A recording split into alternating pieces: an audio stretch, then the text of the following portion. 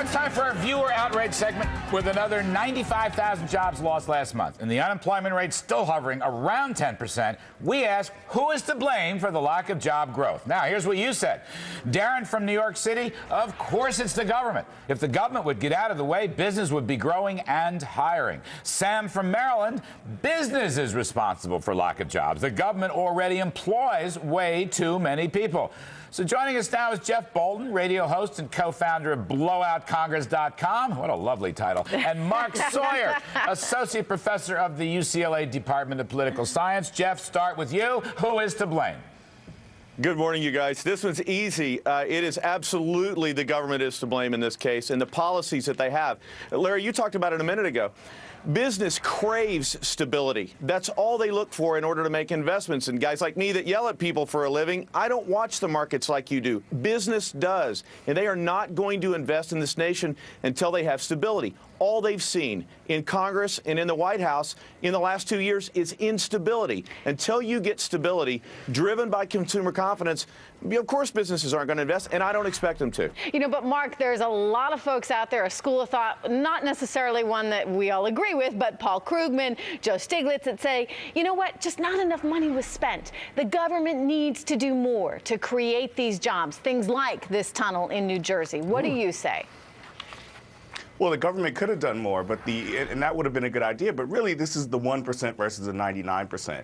These people are sitting on the sidelines. They're buying their own stock back. They're not putting the capital out there to innovate because they think that they can beat back a better regulatory environment by letting people feel the misery. They're holding the 99% of us hostage in order to beat back a regulatory environment after they crashed our economy. And now they're trying to say we can walk away with it without having to give anything up, because we can increase the misery out there by not investing and getting jobs. So American business needs to invest and innovate, not sit there and work the referee by trying to get better regulation. So, Mark, you think corporations are just being lazy and greedy? How do you reply to that, Jeff?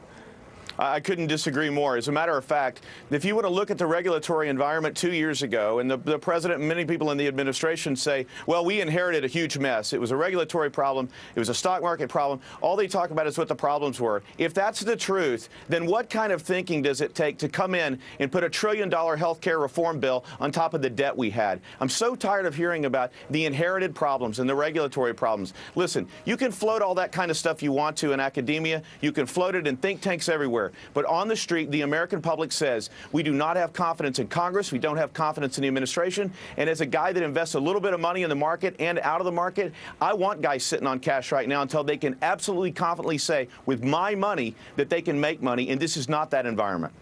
So, Mark, we got the latest numbers for the deficit in 2010. 1.3 trillion.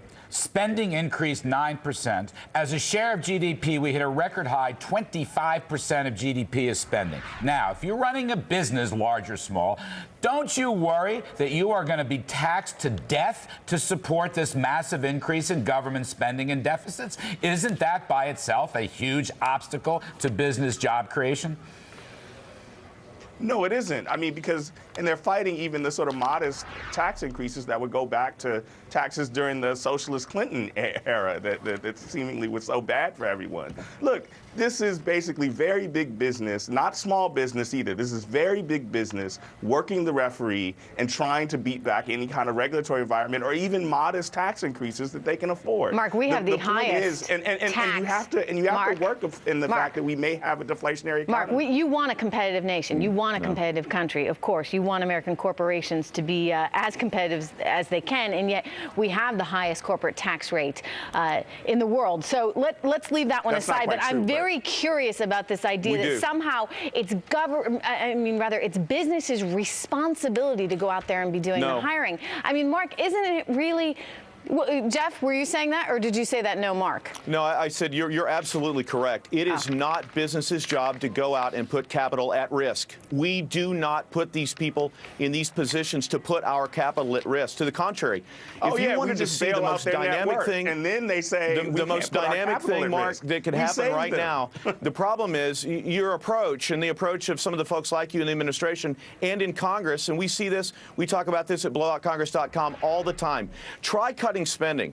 cut spending, give the American people some idea that our government has any level of competence at all. Look at the BP oil spill report that came out 2 days ago. The president's own commission said they're either incompetent or they're liars or both. It is the same way, and they're trying to manage the financial markets and regulatory reform today. And business is saying, we're not doing it. I don't blame them one iota.